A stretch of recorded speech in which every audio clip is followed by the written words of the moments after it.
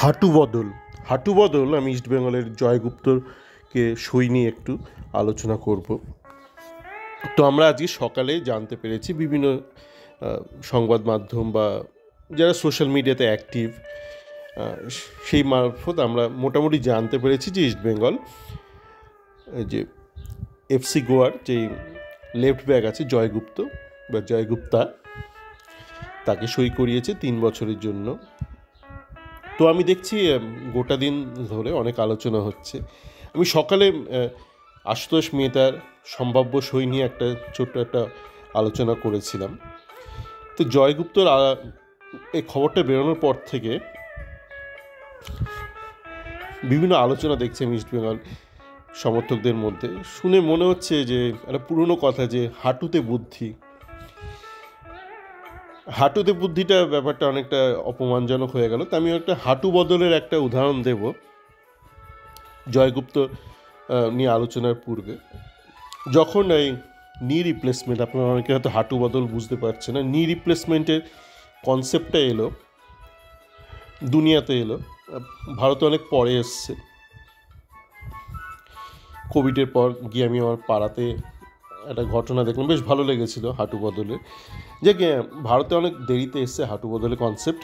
প্রথমে পাশ্চাত্য দুনিয়াতে এসেছিলো। তো যখন এই হাঁটু বদল চল শুরু হলো, তখন যেরকম হয় যে কোনো একটা নতুন জিনিস আসার সময় একটুখানি পুশব্যাক থাকে, অনেক মানুষের অনেক ধরনের বিরূপ মন্তব্য থাকে।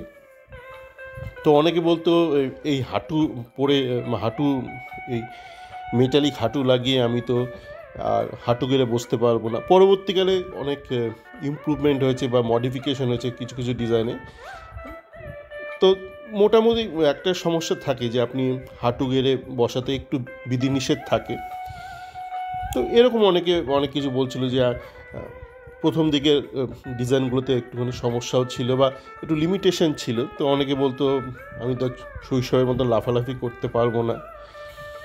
তো তখন এই মেডিকেল কমিউনিটি বা যারা এই হাঁটু রিপ্লেসমেন্টের সঙ্গে যুক্ত ছিলেন, তারা বলতেন আপনি কখন হাঁটুটা বদল করেন, আপনি তখনই করেন যখন আপনি ব্যথায় জর্জরিত, আপনি নড়াচড়াই করতে পারছেন না। তো আপনি আপনার শৈশবের দিনের সাথে তুলনা করছেন কেন? আপনি যেখানে হাঁটতেই পাচ্ছেন না, ব্যথায় কুকিয়ে শুয়ে পড়ছেন, সেখানে আপনাকে এই আর্টিফিশিয়াল যে হাঁটু, সে আপনাকে একটা চলাফেরার একটা স্বাধীনতা দেবে। কিন্তু আপনার সেই শৈশবের সেই কচি হাঁটু, সেটা আপনি কোনো দিনই ফেরত পাবেন না। তো জয়গুপ্তকে নেওয়া নিয়ে আমি দেখছি অনেকেই বলছে অভিষেককে কেন নেওয়া হলো না, অভিষেক টেকচাম। আবার অনেকে দেখছি বিভিন্ন ডেটা ফেটা নিয়ে আলোচনা করছে, কেউ আবার প্রমাণ করার চেষ্টা করছে যে জয়গুপ্ত অভিষেকের থেকে বেটার। আমি জানি না অভিষেকের থেকে বেটার কিনা, কেন আমি আমার আগের অডিওতে বলেছি আমি অন্য টিমের খেলা খুব একটা দেখি না। তো আমি আমার পরিচিত মুষ্টিমেয় কয়েকজন আছে যারা খেলাটা একটু বোঝে, তো তাদের থেকে একটু ফিডব্যাক নিয়ে নিই অন্য টিমের কোনো খেলোয়াড় হলে, আর যদি জানতে হয় তখন আলাদা করে দেখি। তো দেখুন, আমরা জানি যে জয়গুপ্তার একটু ডিফেন্সিভ একটু সমস্যা আছে, সেই জন্যই মানলো ওকে বিগত মরশুমে খুব একটা গেম টাইম দেয়নি, তার বদলে আকাশ সাংওয়ানকেও প্রেফার করেছিল, এবং সেই জন্যই জয়গুপ্ত থাকতে চায়নি এফসি গোয়াতে। একটু ডিফেন্সিভ সমস্যা আছে। তা আমরা কি জয়গুপ্তাকে অভিষেকের সাথে তুলনা করব, নাকি আমাদের নিজেদের অবস্থার সাথে তুলনা করব? আমাদের যে ব্যথায় জর্জরিত যে একটা আর্থ্রাইটিসে ভোগা হাঁটু আছে, তার সঙ্গে তুলনা করব?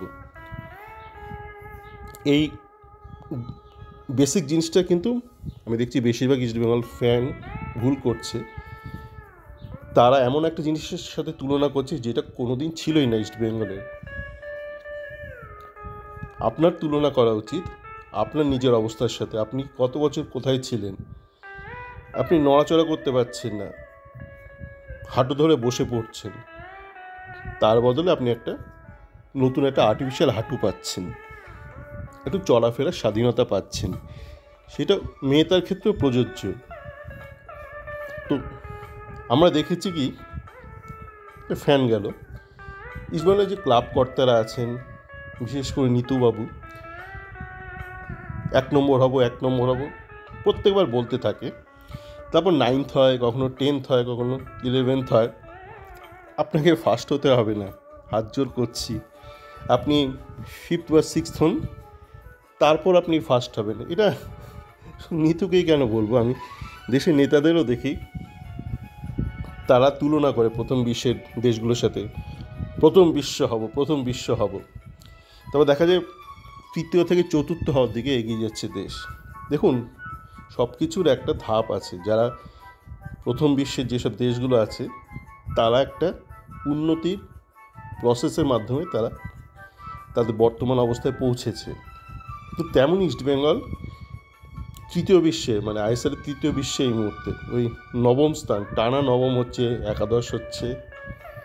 তো আপনাকে না, হাত জোর করছি, ফার্স্টের প্রতিশ্রুতি দিতে হবে না। আপনি প্রথম 5-6-এর মধ্যে আগে ঢোকার চেষ্টা করুন।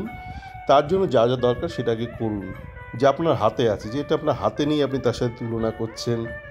আপনি দেখুন, আপনি গত বছর কোথায় উল্টোপাল্টা কাজ করেছেন, কোথায় আপনার দুর্বলতা ছিল, সেই অনুযায়ী নিজেকে একটু শক্তিশালী করুন। সামনের মরশুমটা বা এই মরশুমটা ভালো একটা ফলাফল করার চেষ্টা করুন। তারপর ভাগ্য সুপ্রসন্ন থাকলে অনেক কিছুই হতে পারে। কিন্তু আপনি ওই ফার্স্ট হতে গিয়ে ধপ করে পড়লেন, 9th হলেন, 10th হলেন, সেই চেষ্টাটা করবেন। আমরা দেখেছি কি, সাইড ব্যাক নেই করতে করতে আলটিমেটলি মার্কা প্লেয়ার নিয়ে আসা হয়। তারপর এই ফ্যান ক্লাবগুলো তো আছেই, যারা এজেন্টের সাথে কাজ করে, বা কিছু ইস্টবেঙ্গল ইউটিউবার, তাদের নিয়ে এটা ওটা অনেক কিছু মিথ্যে কথা বলানো হয়। তারপর মরশুম শেষে আবার যে কি সেই। তো সেই জন্য বলছি,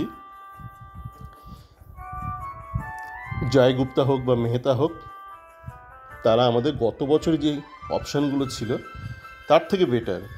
আপনাকে ওই এই মুহূর্তে ভারতীয় টিমে কোন কোন সাইড ব্যাক খেলছে, কারা কারা সুপার জায়েন্টে আছে, গোয়াতে আছে, তার সাথে তুলনা করতে হবে না। আপনি তাদের পরেই থাকুন, আপনি 3rd হন অনেক, আপনি 9th হচ্ছেন প্রত্যেক বছর মশাই। আপনি এটা ওটা প্রতিশ্রুতি দিচ্ছেন, স্লোগান তুলছেন, শেষে গিয়ে 9th হচ্ছেন। আপনাকে গোয়ার সাথে, মোহনবাগান সুপার জায়েন্টের সাথে তুলনা করতে হবে না। আপনি ওদের পরেই না হয় শেষ করুন, স্যালুট জানাবো 3rd হলে। আশা করি ব্যাপারটা বোঝানো গেল। হাঁটু বদল বা হাঁটুতে বুদ্ধি, ব্যাপারটা বুঝলেন আশা করি। সবাই ভালো থাকবেন।